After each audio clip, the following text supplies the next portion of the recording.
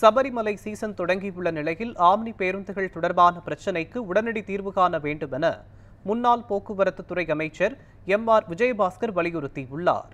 கரூரில் செய்தியாளர்களுக்கு பேட்டியளித்த அவர், தமிழ்நாடு, கேரளா, கர்நாடக மாநில அமைச்சர்கள் உடனடியாக பேச்சுவார்த்தை நடத்த வேண்டும் என தெரிவித்தார். ஆம்னி பேருந்து கிட்டத்தட்ட 4-5 நாளாக அந்த மாதிரி இஷ்யூ இருக்குது.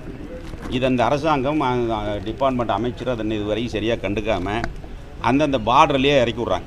கேரளா போகிற வண்டியெல்லாம் கேரளா நம்ம தமிழ்நாடு செக் போஸ்ட்லேயே இறக்கி விட்றாங்க. இந்த மாதிரியான ப்ராப்ளங்கள் இருக்குது.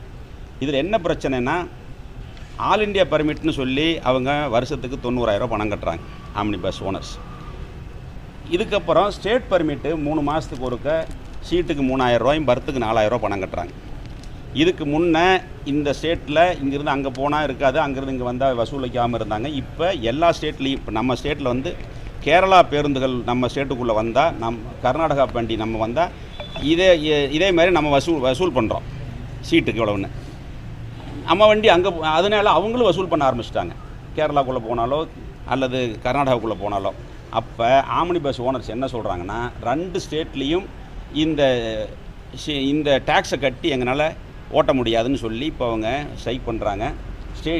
தமிழ்நாடுனா தமிழ்நாட்டு வண்டி தமிழ்நாட்டுக்குள்ளே மட்டும் ஓடுது. அதனால் பயணிகள் மிகப்பெரிய பாதிப்படைகிறாங்க. இதை வந்து கண்டுக்கிறதுல அமைச்சர் சொல்கிறோங்கிறாங்க. ஒன்று நானும் பேப்பரில் தான் பார்த்துருக்குறேன், செய்தி பார்த்துக்கிட்டு இருக்கிறேன். இது 4 ஸ்டேட்டும் சேர்ந்து, பெரும்பாலும் தமிழ்நாடு, கர்நாடகா, கேரளா, இந்த 4 ஸ்டேட்டுக்குள்ளே தான் இருக்கும்.